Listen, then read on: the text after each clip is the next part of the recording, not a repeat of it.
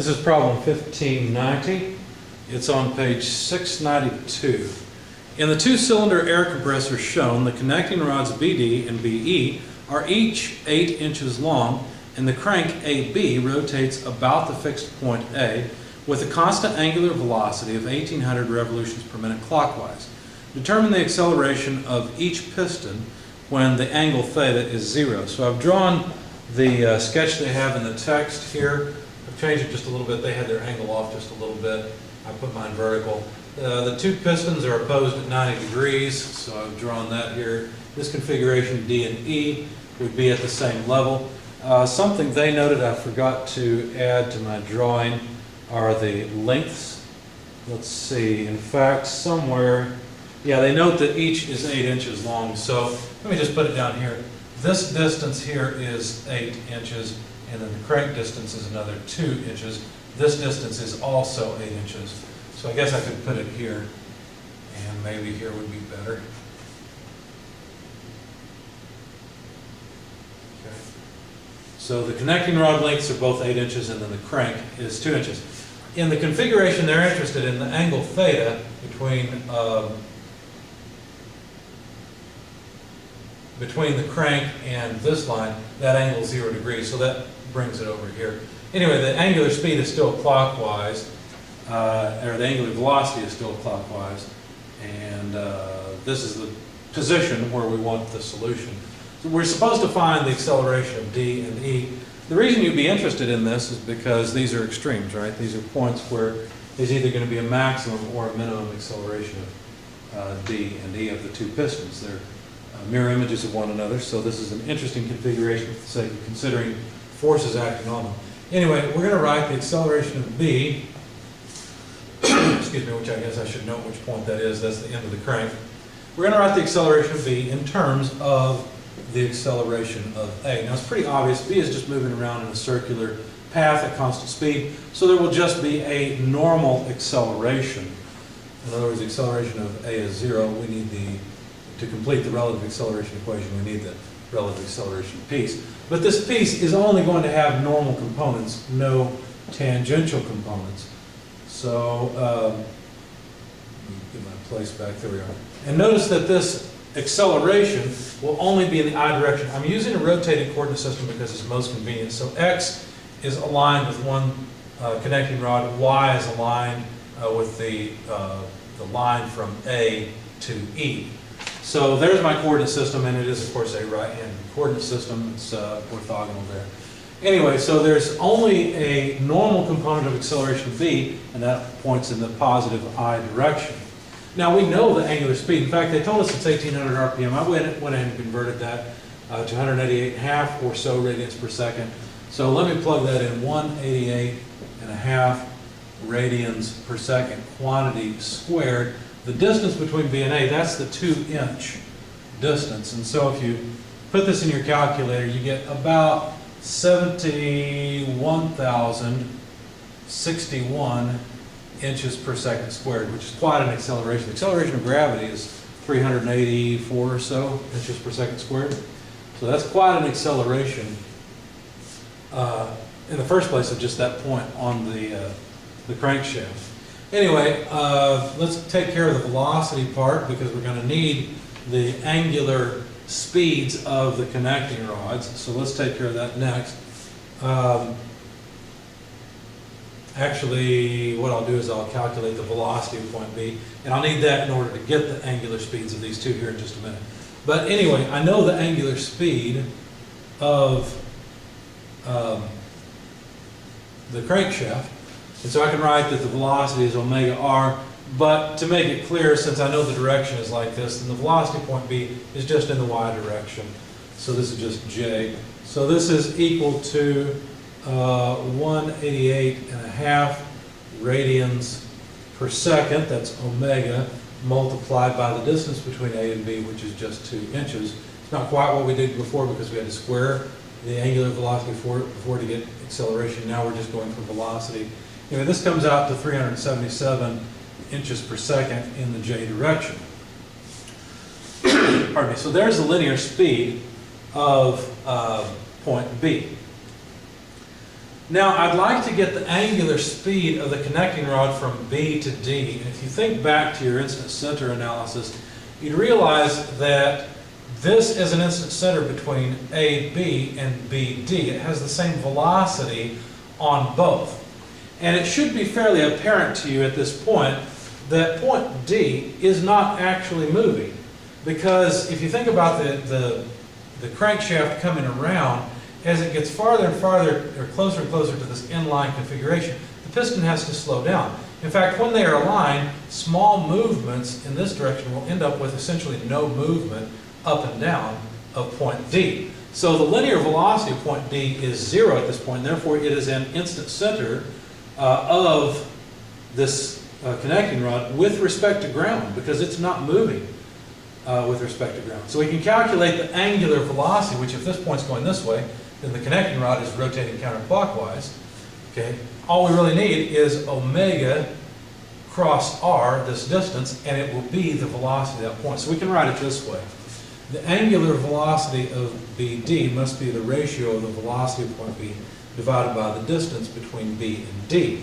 Now this is different from what I had before. I was talking about the velocity of B relating to the angular speed of the connecting rod. Now I'm talking about the angular speed of the crank. Now I'm talking about the angular speed of the connecting rod.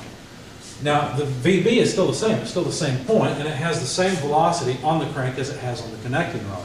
So this is 377 inches per second divided by the length of the connecting rod, which is just 8 inches. We'll get radians for free out of this. This comes out to about 47.13 radians per second. And I'll just add a note that this is counterclockwise, so I don't forget it, okay? Because I know that the liquid has to be rotating counterclockwise. We'll do the same thing for BE in just a moment, but let's continue with the left-hand piston. Let's go ahead and get the acceleration of that piston, because now we know the acceleration of B. We know everything we need to know. Do we? Maybe. We'll see. Anyway, we know everything we need to know, I believe, about the relative acceleration between B and D.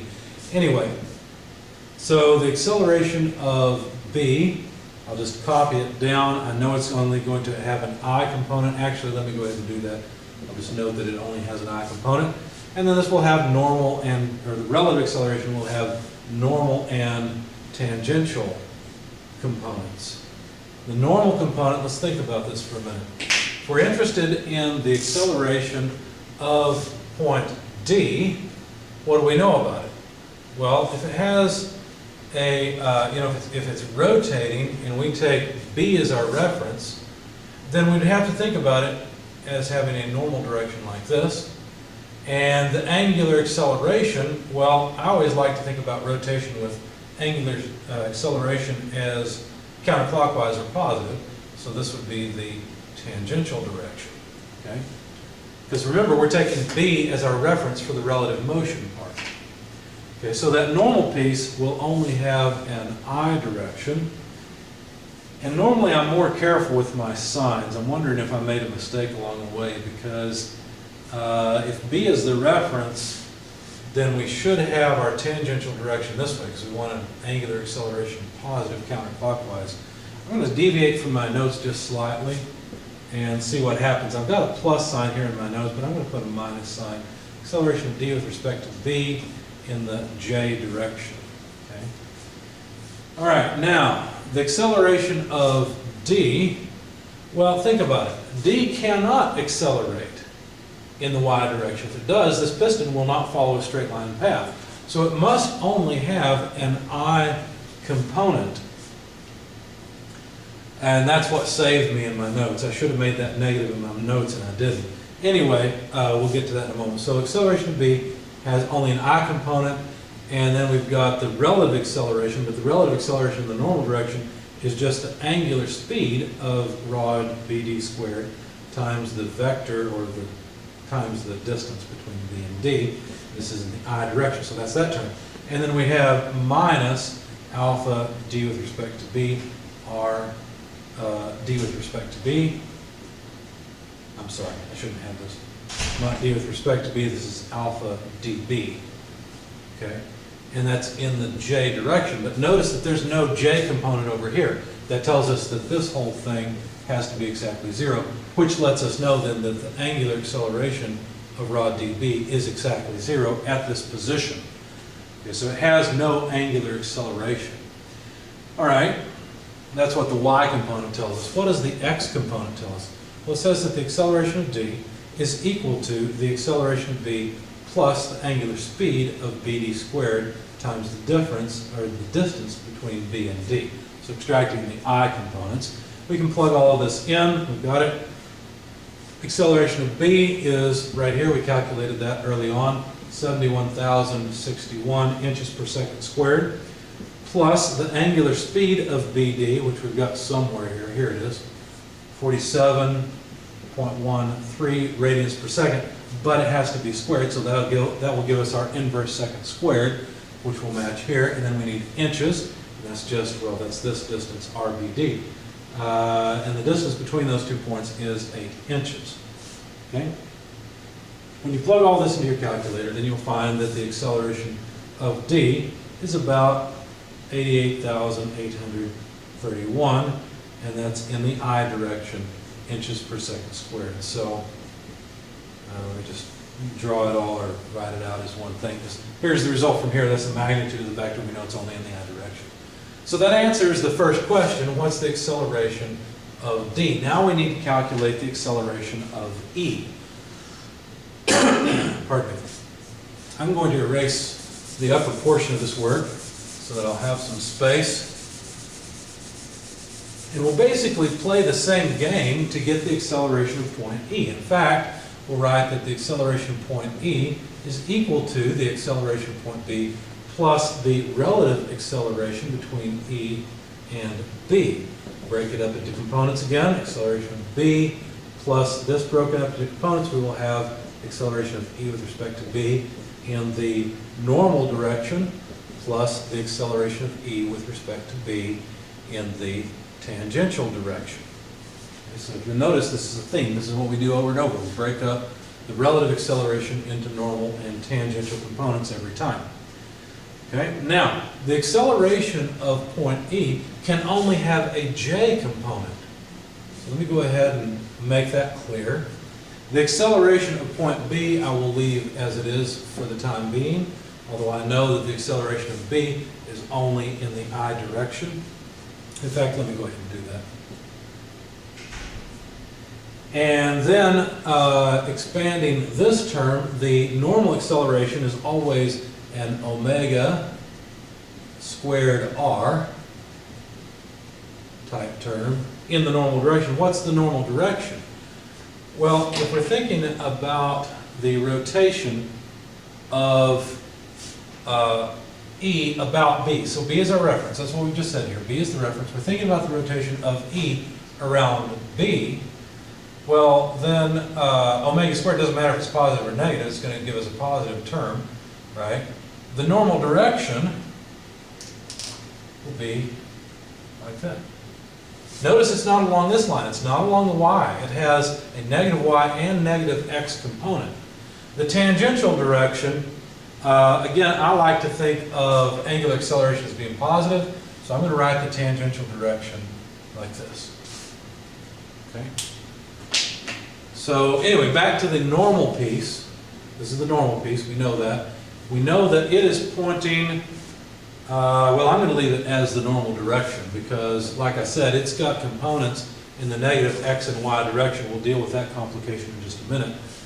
Plus, over here, I'm going to leave this as alpha r e with respect to b, and just note that that's in the tangential direction. Okay. Now for the fun part. We'll just copy the acceleration of b in the I direction, but now I need to break up this normal vector into I and j components. Okay?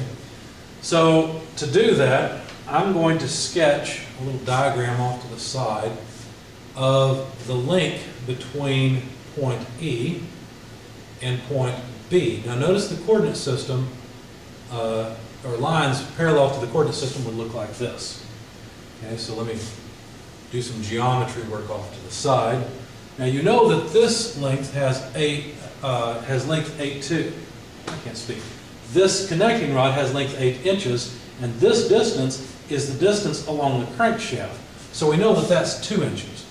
And that means that the other side of this triangle has root 60 inches in length. That's the length from A all the way up to E is root 60 inches. Okay, so that's the geometry that I need. So that's the geometry triangle. If I relate that to the vector itself, to the normal vector, then notice that, let me sketch the normal vector. The normal vector is right here. And so the components of that vector will have, as I said, negative y and negative x components. But how much?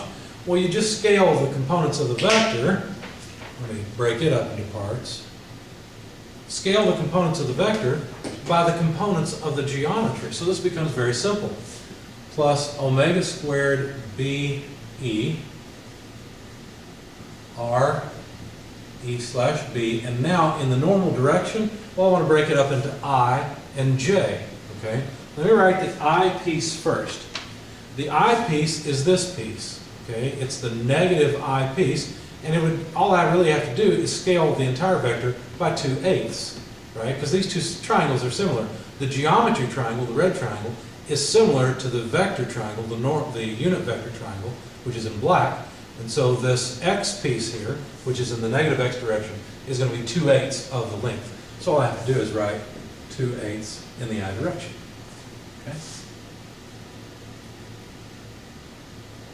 And why is it just 2/8? It's because the normal vector has unit 1. If the normal vector had dimension 1, length 1. If the normal vector had a length other than 1, I'd have to scale that length, but it doesn't. So it's just 2/8, and I need to be careful here. I'm getting carried away in the negative I direction. Like I said over and over again, it's got a negative I component. Okay? Now, that's not all, though. There's another contribution from this normal vector. There's the negative j component. So that's pretty straightforward. It has the same magnitude, omega squared b e, or same multiplier, I guess I should say, e with respect to b. And then we need this piece. So that's root 60 over 8 in the negative j direction. Okay? So these two terms both came from that normal piece, but we still need to break up the tangential piece. Now the tangential piece, I'm not going to go through it in as much detail, but it's also fairly straightforward. I'll just write it out and leave it to you to determine whether or not I'm correct. I think I am. Okay, and this is going to be root 60 over 8 in the negative I direction. Not really a surprise because the tangential component has a negative I component. And plus alpha b e r b with respect to e. And now I need the other piece, which is 2/8 in the positive j direction. Notice that this tangential vector is rotated a little bit, and therefore it has a positive y component. Okay? So there's the acceleration of E. Now notice that the acceleration of E has no I component. Again, point E cannot come away. It can't move away. It has to stay on the straight line. And so, since that's the case, then the I components on the right-hand side all have to cancel. So we can write the x piece of this, or extract the x piece and say 0, because there is no I on the left-hand side, must equal the acceleration B, the first I contribution, minus omega squared of b e r e with respect to b, 2/8, putting all that together. Next I component is here, minus alpha b e r b with respect to e multiplied by root 60 over 8. Okay, let me get rid of some of this mess because we're running out of space quickly. Okay, so we can rearrange and solve for the acceleration of length BE. Notice that's the only unknown in the equation. When you do that, you get 8 acceleration of B minus omega squared BE. It's a subscript for body BE. Okay, R B with respect to E. and times 2. I'll put that off to the side. It looks like a square, but it's not. Let me put it out front. Excuse me. Divided by the distance between B and E, root 60. Okay. Now, we need the angular speed of BE. Well, if you think about it, you'll realize that the angular speed of BE is 0. How do you figure that out? Well, imagine the crankshaft back just a little bit before this position. In that case, link BE is down and must be rotating clockwise, right? It has to be rotating clockwise before we reach this position. But once this crank goes past this 90-degree mark, well then BE has to rotate counterclockwise. And so it's at this position where the crank is not rotating at all, but it is accelerating. It has an angular acceleration, but it's not rotating. I keep saying crank, I'm sorry. The connecting rod has no angular speed at this point. So I've just intuitively made an argument for the angular speed of connecting rod BE having, well, 0, having 0 connecting angular speed. But you should check it out with instant centers, because you'll find, once you draw the instant centers, you'll find for sure that the angular speed of BE is exactly 0. Okay, another way of saying that is that the velocity of this point on the piston will be exactly the same as the velocity of this point on the crankshaft connecting rod. Okay, both the crankshaft and the connecting rod. So because they're both exactly the same in exactly the same direction, the connecting rod is not rotating at all. So that simplifies our equation a bit. We have 8AB over RB with respect to E root 60. And so we can write 8 times the acceleration of point B, which I had earlier, 71,061 inches per second squared, divided by the distance between BE, which is 8 inches, root 60. Now we have to be careful here. The root 60, let's see, does it have units? It does, but so does the 8. So this 8 came from the denominator here, or somewhere up there, one of these, well, both of them, I guess, really. So since I neglected the inches there, I should neglect the inches here as well, or put them both in. Anyway, numerically, this comes out to, sorry, I forgot my equal sign.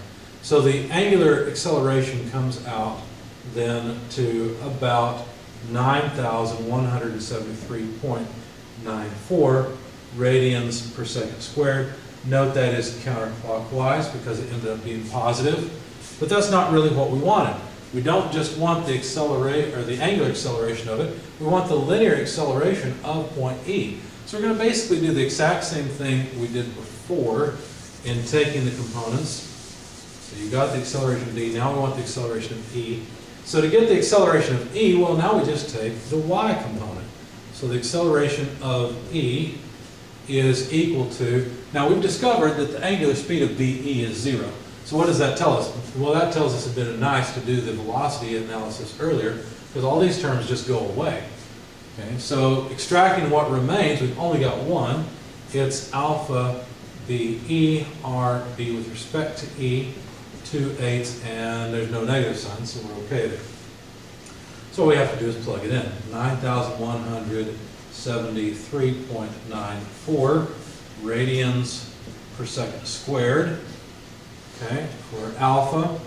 And then RBE is the distance, that's the 8-inch distance or length of the connecting rod, times 2/8. Again, the 2 and the 8 both have units of inches, but they cancel anyway, so I won't bother writing them. Numerically, the 8's cancel, and so it's just 2 times 9,173 or so.